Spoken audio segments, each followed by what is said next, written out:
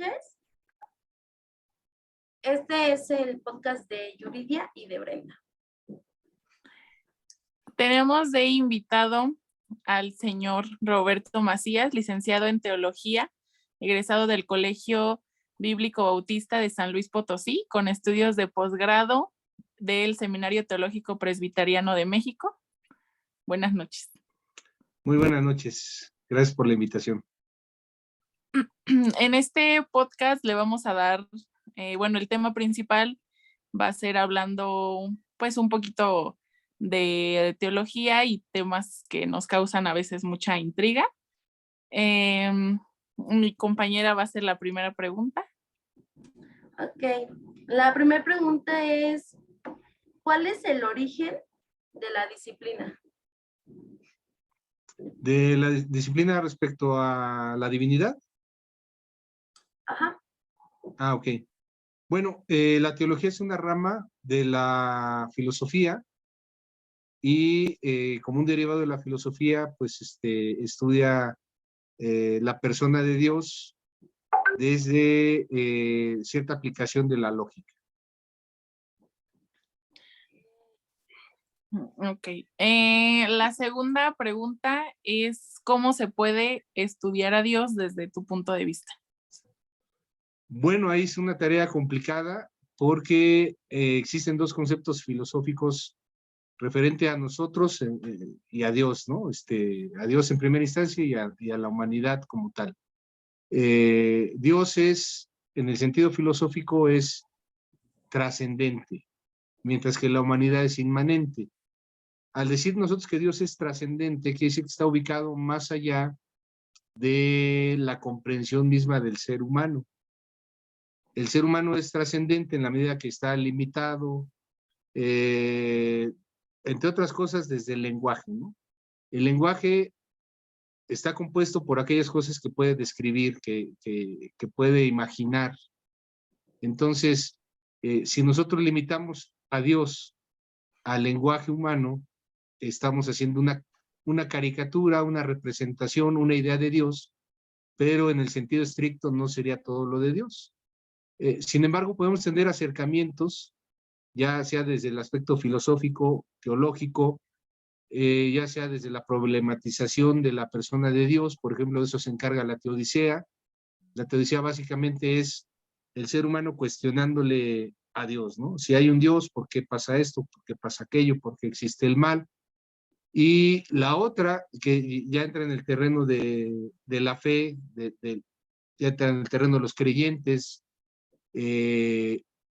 pues reconocer que Dios de alguna manera se nos ha revelado a nosotros como humanidad. Y en ello, en esa revelación, pues ya va dependiendo de qué religión estés hablando. Existen textos sagrados, ¿no? Por ejemplo, las tres grandes religiones monoteístas del mundo, que puede ser el cristianismo, el judaísmo y los musulmanes, el islam, ellos tienen un texto sagrado, cada una de esas religiones. En el caso de los judíos, ellos creen en la Torá, es su libro sagrado, en el cual creen que Dios reveló su persona, reveló sus planes, reveló su voluntad. Y en el caso del Islam, pues es el Corán, es un texto sagrado para ellos, donde pues afirman, creen que Dios es revelado ahí, ¿no? Dios es Alá y Mahoma su profeta. Y ya en el mundo occidental, pues prevalece más la idea cristiana, y su texto sagrado pues es la Biblia, que está compuesta por la Torá o Antiguo Testamento y por el Nuevo Testamento, que es a partir de Jesucristo, los relatos, las narraciones de los hechos y lo posterior a su vida, ¿no? Ya las acciones de los apóstoles como tal. Así más o menos sería no sé si respondí la pregunta. Sí. Bueno, puede ser que la palabra Dios, sin darle ningún sentido, así, la simple palabra, sea para ponerle nombre a un ente solamente, o... Pues en cierta manera sí. En cierto modo decir Dios, o sea, podemos hablar que hay muchos dioses, ¿no?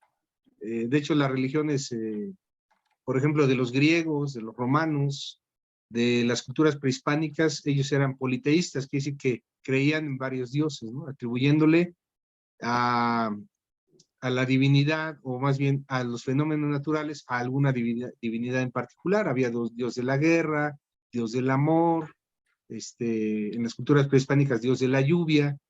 Entonces Dios termina siendo como un título, como hablar presidente, ¿no? Presidente, pues puede ser cualquiera que ocupe ese cargo. Igual en el término Dios, ¿no? Hablar del verdadero y el único Dios, pues ya es muy subjetivo, ya conlleva un sesgo cognitivo ahí, pero en la idea de, por ejemplo, de las religiones monoteístas que mencionaba hace un momento, en esa idea, la terminología que se usa es que Dios tiene tres atributos, ¿no? La omnisciencia, que es decir, que todo lo sabe, la omnipotencia, que todo lo puede, y la omnipresencia, que está al mismo tiempo en todos lados. Sí. Okay.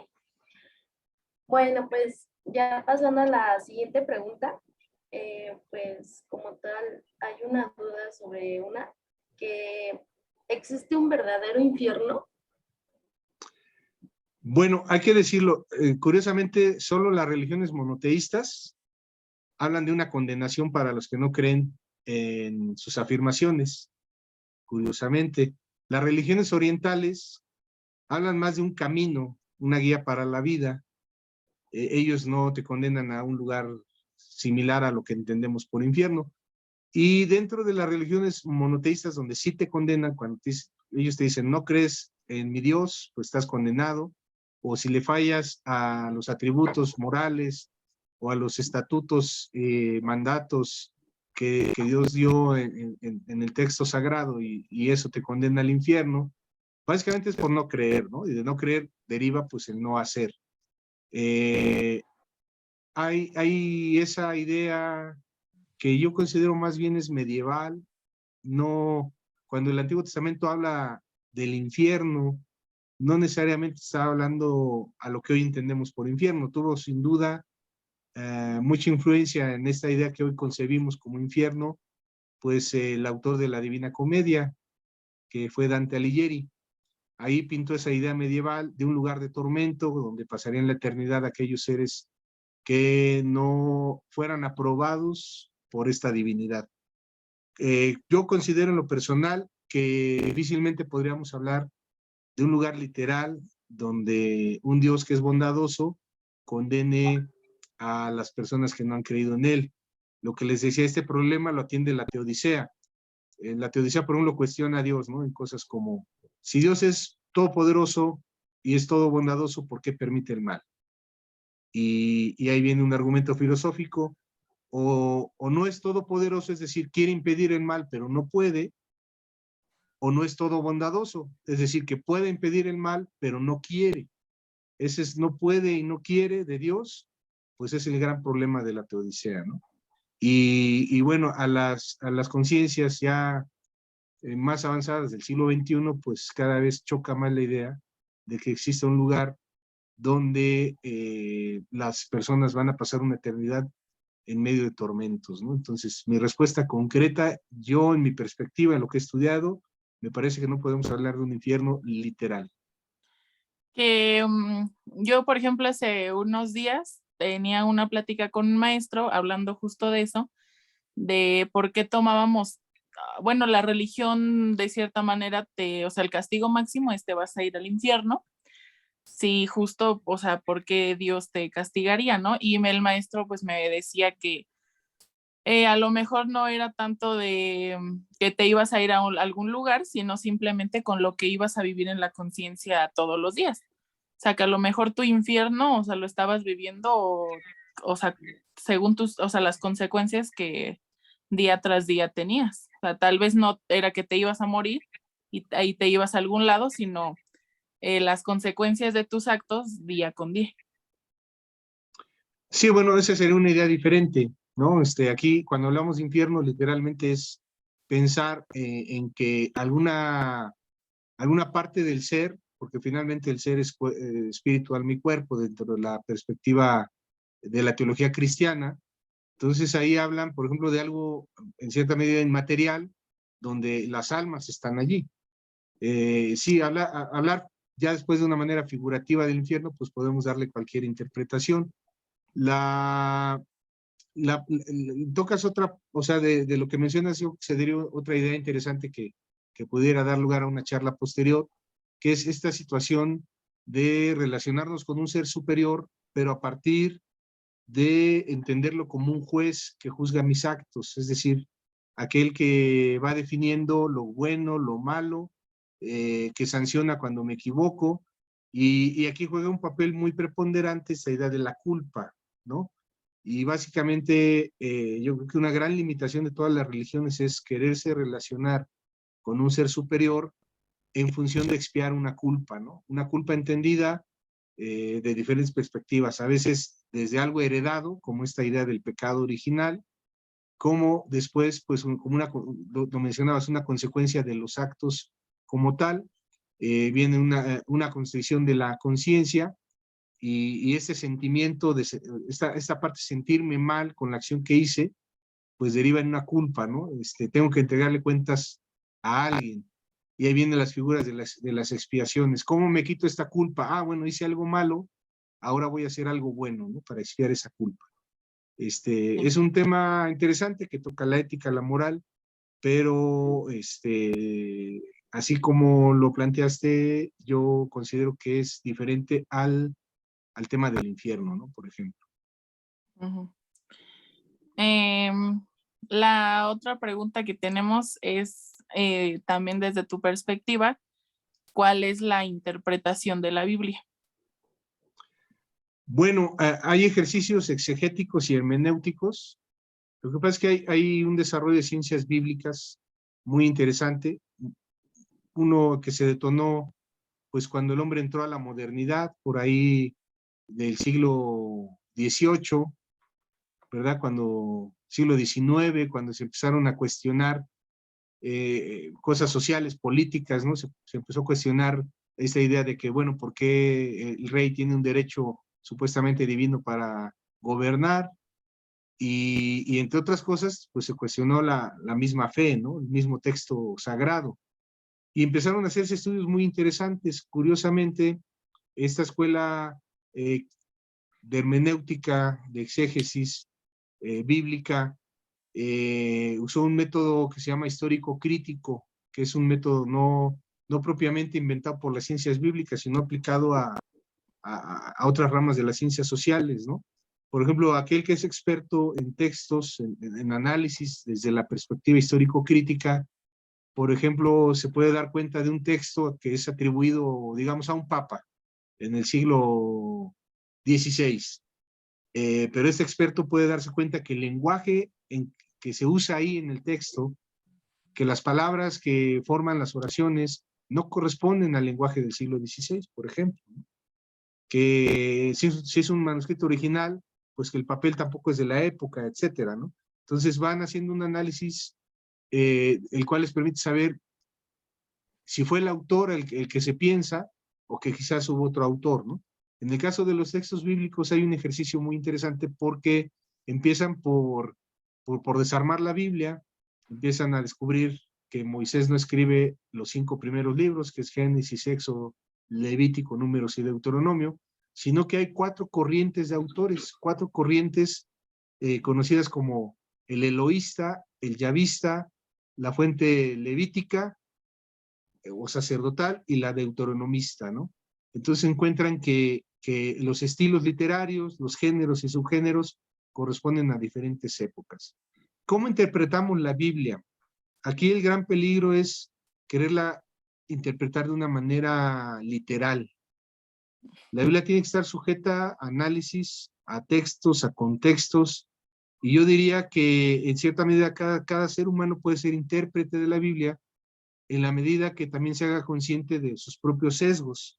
Con esto quiero decir, no es lo mismo si la lee, por ejemplo, si la lee un ateo que tenga interés en el libro de la Biblia como un libro histórico, una obra literaria, finalmente porque lo es, pues él va a tener un sesgo muy interesante, ¿no? No va a comerse todas estas cuestiones que podría pasarle a alguien que se identifica con la fe o que tiene al texto como un texto sagrado. Entonces va a poder encontrar de una manera muy interesante contradicciones que un creyente a rajatabla no las encontraría. El otro sesgo que las personas deben tener muy en cuenta es su propia condición, tanto de género como social, inclusive como de edad. Con eso quiero decir, no es lo mismo que lea la Biblia un hombre que una mujer, por ejemplo, ¿no? El hombre se podrá muy contento cuando Pablo le dice a la mujer que calle, le dice ahí un texto, ¿no? Y que la mujer calle en la congregación, y la mujer va a decir, bueno, ¿y por qué tengo que callar, no? Y la mujer va a leer con mucho interés cuando en Joel la escritura dice que en el postrero tiempo Dios derramaría de su espíritu sobre toda carne y que los hijos y las hijas profetizarían, ahí dándole un carácter como de igualdad, tanto al hombre como a la mujer, para ejercer los dones, el ministerio, la misión que crea aquel creyente, aquel individuo en Dios, ¿no?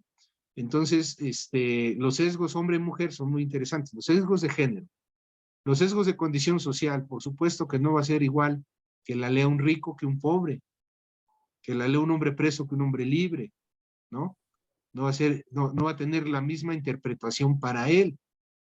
Inclusive la edad, no es lo mismo que lo lea una persona mayor, un viejito, una persona de la tercera edad, a que la lea un joven, ¿no? Quizás para la persona de la tercera edad, esas palabras de vida eterna, de un futuro después de la muerte, le resulten muy interesantes, pero a alguien joven que piensa que tiene la vida por delante, pues, pues el cielo es algo muy lejano, ¿no? Le puede parecer muy lejano. ¿Cómo interpreta cada quien la Biblia?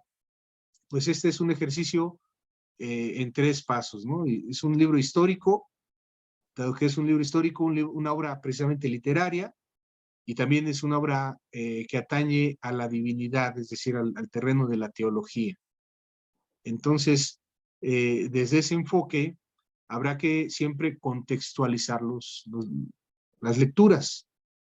O sea, cuando en el Antiguo Testamento le dice Dios a las personas que vayan a la guerra y que maten a hombres y mujeres y a niños por igual, pues eso no se puede leer literal. Cuando, por otra parte, se habla de la muerte, el ajusticiamiento por una sentencia de aquellos que tienen el poder judicial dentro de la estructura bíblica, pues eso ya tampoco aplica para nada, ¿no? O condiciones cuando Pablo escribe, Pablo seguramente, pues como hombre de su época, pues escribe dentro de un sesgo donde tanto la mujer como, por ejemplo, los hombres esclavos y mujeres esclavas, para él era algo normal y desde ahí les escribe, les dice que los amos deben ser buenos con sus esclavos, pero los esclavos deben ser obedientes a sus amos. Eso nos sonaría totalmente anacrónico ahorita, ¿no? ¿Cómo le dices a alguien que sea esclavo porque Dios es la voluntad, así es la voluntad de Dios? Eso es anacrónico, ¿no? Ya no hay. Entonces, el lector de la Biblia hoy tiene que estar un ojo abierto al texto, pero otro ojo abierto a la realidad, a la lógica, al sentido común. Esa sería mi perspectiva, ¿no? Para interpretar la Biblia. Y, por ejemplo, hablábamos como de el diferente contexto que cada persona le da a la Biblia, dependiendo sexo, lo que sea, ¿no? Entonces, una mujer puede ejercer el puesto de ser pastor, sacerdote, bueno, pues sí, sacerdote o sea, en una iglesia. Desde mi perspectiva, por supuesto, pues yo encuentro que en nada somos diferentes hombres y mujeres para ejercer un llamado, una misión que se entienda dada por Dios. Insisto, habrá quien agarre el texto literal y diga, es que aquí dice que no se puede, pero también a lo largo de la historia nos damos cuenta que Dios hace un llamado, pone, digamos, el deseo en hombres y mujeres de ejercer esta parte del servicio, del ministerio, de la misión, del término que se le quiera dar. Eso es lo de menos, ¿no? Y la verdad es que las iglesias, las religiones en lo general, especialmente en el hemisferio occidental, pues han tenido la interpretación de, hay que decirlo así, hombres blancos, europeos, y la mayor parte de las ideas que hoy se tienen y que se practican en las iglesias vienen del medievo, ¿no? Entonces, se quedó ahí como que ese sesgo. Esto no quiere decir que así tengan que ser las cosas. A lo largo de la historia ha habido mujeres destacadísimas, ¿no? Bueno, para empezar yo mencionaría a San Gregorio. San Gregorio es considerado uno de los patricios, de los padres de la iglesia. Él es del siglo IV, es decir, que es venerado en Oriente y en Occidente. Quiere decir que tanto la iglesia ortodoxa griega como la católica romana le tiene una, pues una reverencia, ¿no? Un respeto. Y San Gregorio mencionaba que cuando una mujer es sorprendida en el acto del adulterio, a quien juzgan es a la mujer, pero no al varón que está con ella. Entonces él ya decía, fíjate, desde el siglo IV, decía que eso era injusto, ¿no? Que la mujer debía ser tratada con el mismo, la misma consideración que cualquier varón. Y de ahí a lo largo de la historia ha habido mujeres muy significativas que han aportado tanto al campo de la teología como a la humanidad misma, ¿no? Por mencionar algunas, Sor Juana Inés de la Cruz, que nos es muy cercana y muy querida, ¿no? Poetisa, con una aportación invaluable a la lengua española por medio de sus obras, sus poemas, sus escritos, y era una mujer religiosa, ¿no?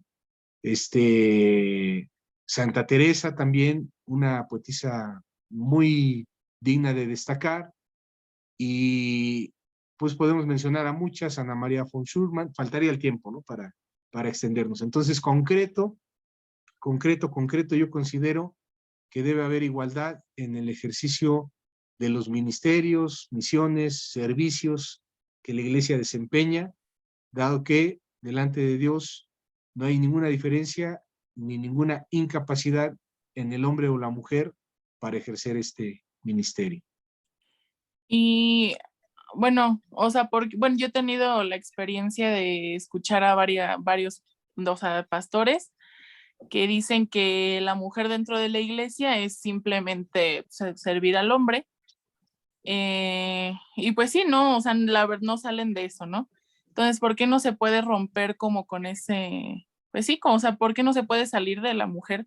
Sí puede darte una misa, un culto, y puede, o sea, no simplemente es para servir al hombre.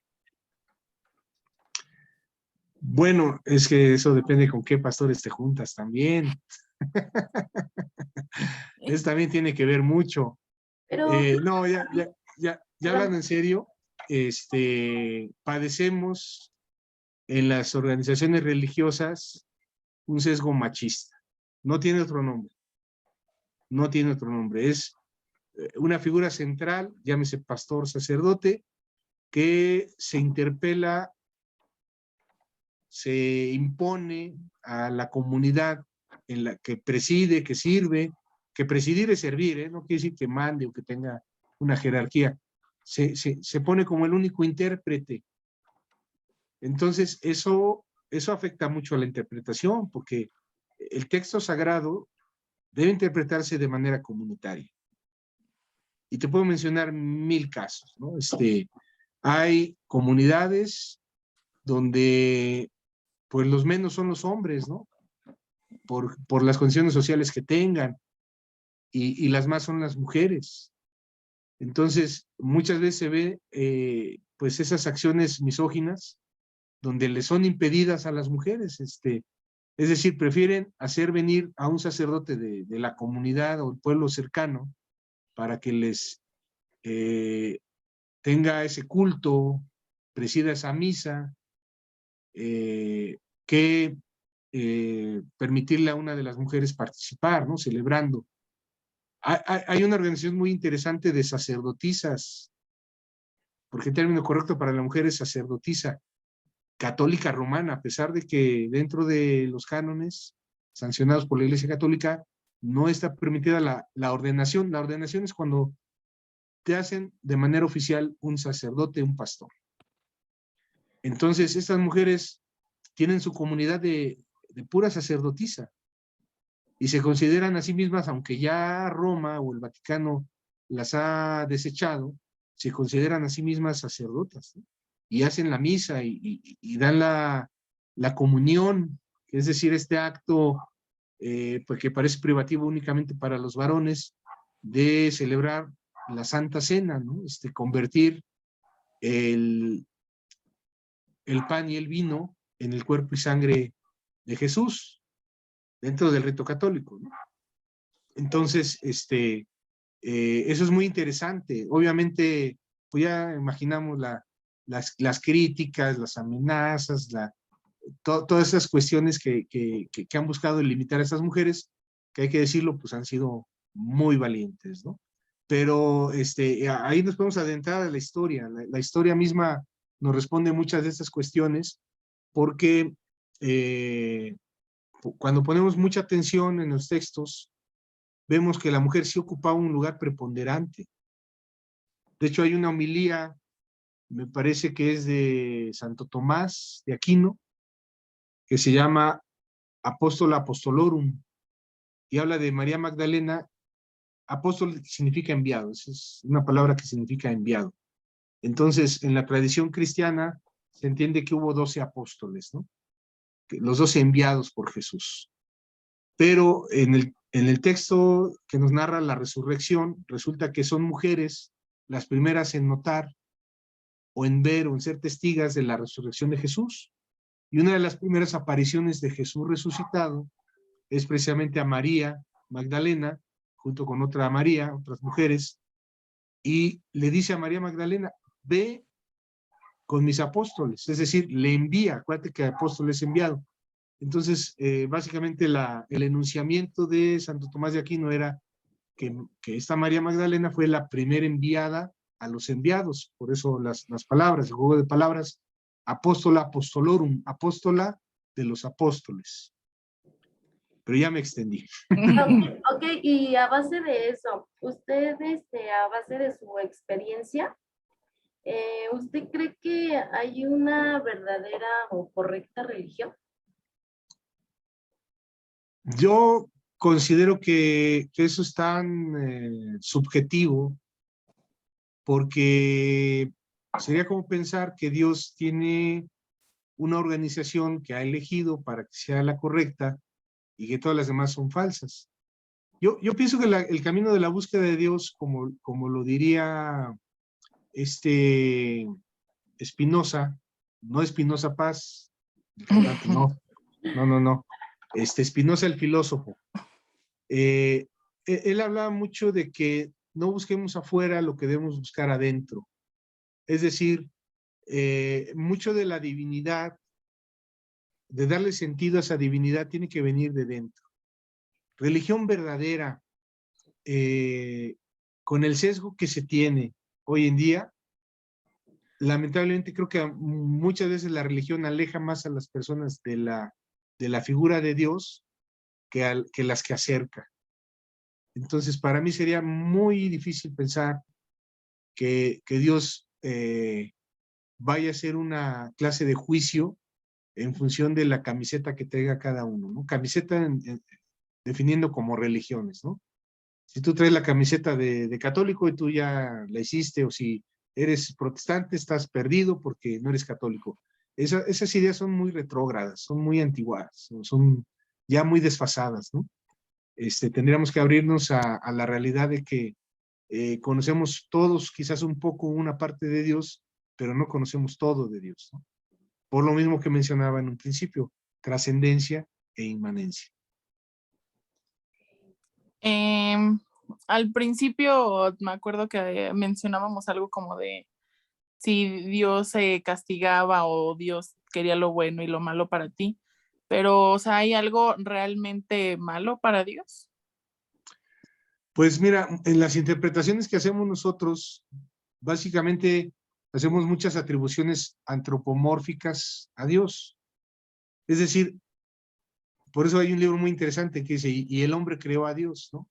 Resulta que en muchas de las revelaciones que el hombre da por ciertas de Dios, dice, es que Dios nos dijo esto de él, o se manifestó así, pues son realmente cualidades, inclusive podemos considerar defectos muy propios del hombre, ¿no?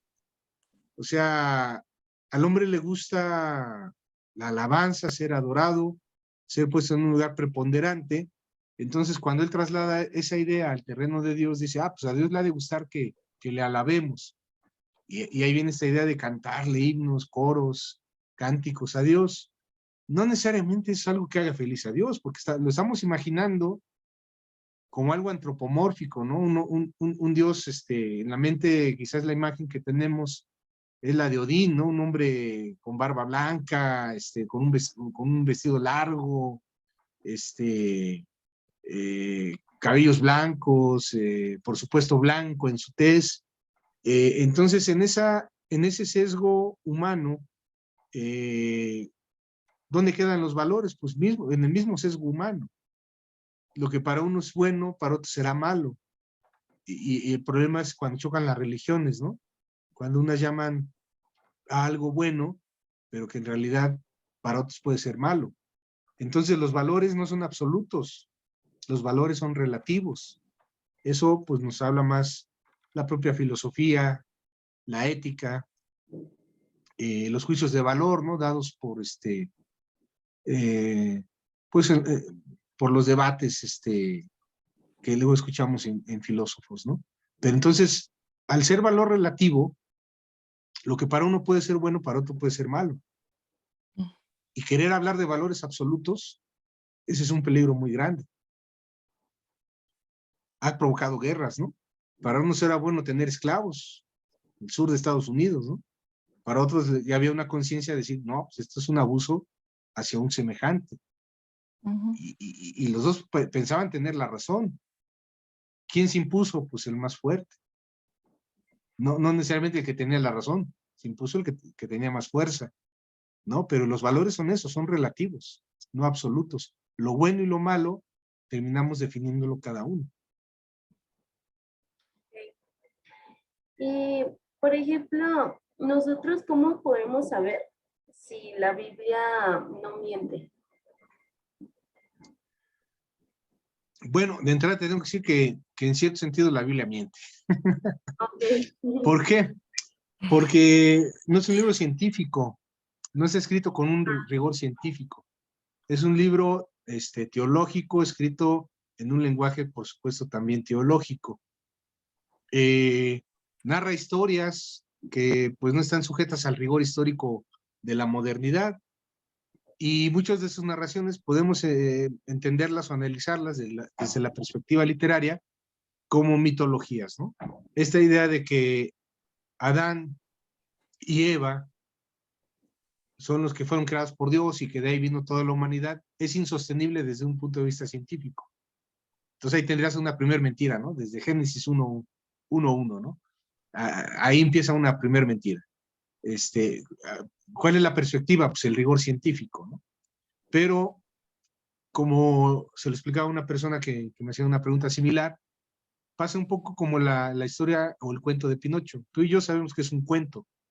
No existe un muñeco de madera, no existen las hadas. Sin embargo, ese texto tiene un valor en sí mismo. Te pone de frente tras el planteamiento de la idea de que mentir es malo. Esa es la historia de Pinocho, ¿estamos de acuerdo? Sí. O sea, Pinocho, la moraleja de Pinocho es mentir es malo. Entonces, ¿en qué sentido te miente la Biblia? En un sentido de rigor científico, pero por otro lado, también puede ser una aportación moral a tu vida, ¿verdad? En un sentido de darte ciertos valores que puedes abrazar y vivir una vida, digamos, pues por lo menos tranquila con tu conciencia. Ok, sí. Y para ya despedirnos, ¿por qué no podemos pecar si se nos ha dicho que Jesús murió por el perdón de nuestros pecados? Bueno, tu pregunta está en el terreno de lo soteriológico, ¿no? La soteriología es la parte de la teología que estudia esta idea de la salvación. Ya te comentaba en un principio que son ideas que ya me empiezan a chocar cada vez más. porque aún el credo mismo dice, Jesús vino a morir por nuestros pecados, ¿no? Murió bajo el poder de Poncio Pilato. Pero ese enfocarnos mucho, pareciera que la única misión de Jesús fue venir a morir. Y es otra vez esa relación culpa, expiación, divinidad, separación de la divinidad, la imperfección de la humanidad, esa suerte de ideas como que corren a lo largo de que quedamos separados de Dios y necesitamos una gracia especial que es dada por Jesucristo. Entonces, por un lado, respondiendo a tu pregunta, esto del pecado es muy subjetivo, no es como los valores, volvemos a hablar, ¿qué es pecado? Y por ejemplo, cito rápidamente, ya me extendí bastante, pero cito rápidamente a Dietrich Bonhoeffer, teólogo alemán, que argumentaba un poco a las ideas de Kant, refiriéndose, Kant, por ejemplo, decía que lo que tú asumieras como un valor debía ser siempre. Si para ti estaba mal robar en cualquier circunstancia. No, o sea, estaba mal robar si veías un billete tirado y lo agarrabas, estaba mal, ¿no? O tomabas algo de otra persona, estaba mal, pero también estaba mal si para salvar tu vida tú necesitabas robarte un pan. Desde la perspectiva de Kant era, te robas el pan, ya fallaste. Entonces, Bonhoeffer hace el planteamiento de que pues no puede ser algo así, ¿no? Tan riguroso, tan absolutista. Él planteaba, por ejemplo, si me tocan a mi puerta y me dicen que van a matar a la persona con la que estoy en mi domicilio, y me están preguntando, oye, ¿está fulanito? Porque vengo a matarlo. Entonces, él decía que nadie estaba obligado a decir la verdad en esa circunstancia, ¿no? Entonces, que lo lógico era decir, por salvar la vida de la persona que estaba conmigo, decir, fulanito no está aquí. Esa era parte de la lógica. Entonces, ahora, por otro lado, otra perspectiva, ¿por qué no debemos pecar? En la idea de la religión, estos términos expiación y conversión apuntan a que el ser humano aspire a una vida de valores más altos. Entonces, el que es creyente le meten mucho en la cabeza que si ya es creyente, pues no le debe faltar a la persona de Dios. Ofender a Dios es pecado y pecar es ofender a Dios. Por eso, de esa perspectiva le dicen no peques, ¿no? Pero la gran limitante es que todos somos seres humanos imperfectos. ¿Quién no se equivoca? Sí. Bueno, pues muchas gracias por esta plática, por este podcast, que pues prestó usted su tiempo para poder solucionar nuestras dudas, nuestras preguntas. Le damos las gracias, pues, Yuri y yo. Gracias a ustedes. Gracias, Brenda. Gracias, Yuridia. Gracias. Que estén muy bien. Igual. Adiós. Hasta pronto. Adiós.